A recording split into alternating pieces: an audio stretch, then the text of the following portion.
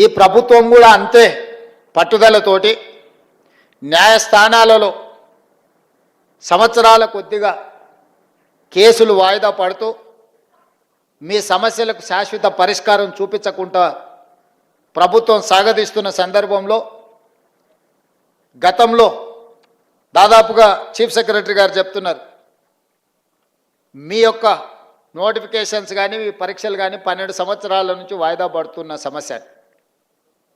ఈరోజు ఇక్కడ ఉన్నవాళ్ళు 12 సంవత్సరాలు అంటే 22 ఏళ్ళకో 23 ఏళ్ళకో 24 ఏళ్ళ యుక్త వయసులో మీరందరూ పోటీ పరీక్షలు రాసి ఇందులో ఉద్యోగాన్ని సాధించి జీవితంలో స్థిరపడి మీ తల్లిదండ్రులను ఆదుకొని మీ కన్న తల్లిదండ్రులకే కాదు మీరు పెరిగిన ఊరికి ప్రాంతానికి మంచి పేరు ప్రతిష్ట తేవాలని మీరు ప్రయత్నం చేశారు.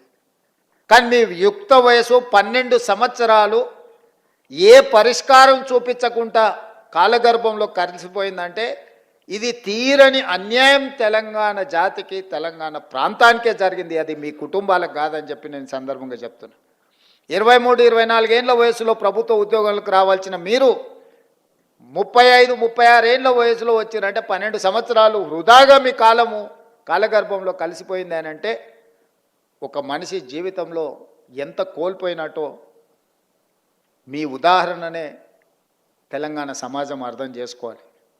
అందుకే బాధ్యత తీసుకున్న మరుక్షణం నుంచి ఇచ్చిన నోటిఫికేషన్లను, రాసిన పరీక్షలను, ప్రశ్నాపత్రాలను సంతలో సరుకులాగా అమ్ముతుంటే తెలంగాణ పబ్లిక్ సర్వీస్ కమిషన్ నుంచి వివిధ శాఖల యొక్క నియామకాలకు సంబంధించి ప్రత్యేకమైన సమీక్ష చేసి అధికారులను సమన్వయం చేసుకుంటూ న్యాయస్థానంలో ఉన్న చిక్కుముళ్లను విప్పుకుంటూ ఒక్కొక్క శాఖ నుంచి ప్రజలే సాక్షిగా ఏ ఎల్బీ స్టేడియంలో మేము బాధ్యత చేపట్టినమో, ఏ ఎల్బీ స్టేడియంలో మీరందరూ ఆశీర్వదించి మాకు ఒక ఉద్యోగ అవకాశాన్ని, ఉద్యోగ భద్రత కల్పించిండ్రో అదే ఎల్బీ స్టేడియంలో మా చీఫ్ సెక్రటరీ గారు వాళ్ళు అందించే వివరాల ప్రకారం దాదాపుగా 57,946 ఉద్యోగ నియామకాలు చేపట్టినమని గర్వంగా మీ ముందు నిలబడి నేను చెబుతున్నా.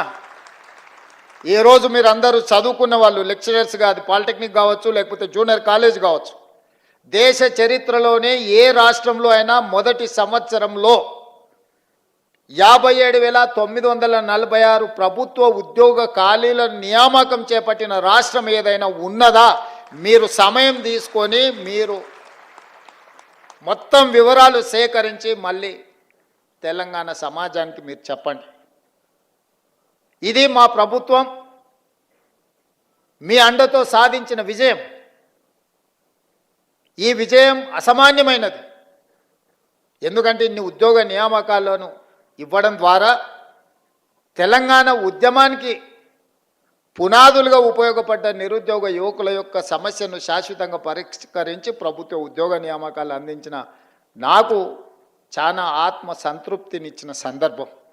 ఒక కుటుంబంలో ఒక ఉద్యోగం వస్తే ఆ కుటుంబం యొక్క భవిష్యత్తే కాదు, వాళ్ళ భవిష్యత్ తరాల యొక్క భవిష్యత్తు కూడా తీర్చిదిద్దడానికి ఉపయోగపడుతుంది.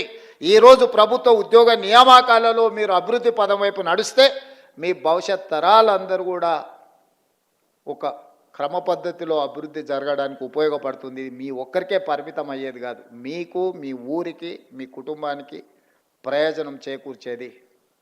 ముఖ్యంగా విద్యాశాఖ, ప్రభుత్వ ఉద్యోగాలలో అన్నిటికంటే కీలకమైనది విద్యాశాఖ.